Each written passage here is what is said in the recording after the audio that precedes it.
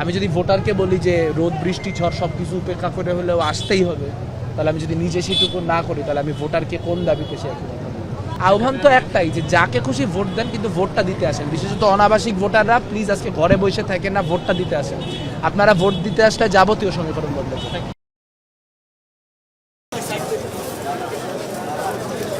সামনে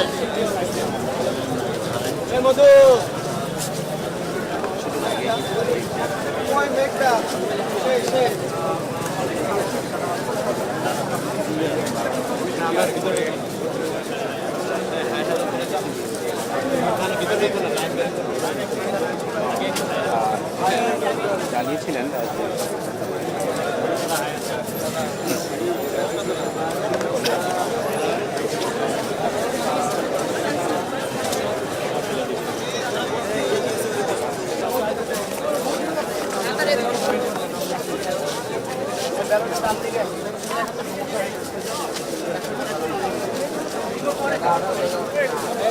একটু দাঁড়াবো,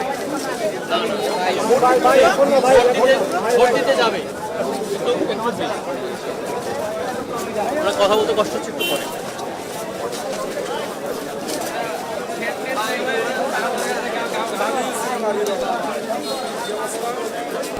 শুভকামনা।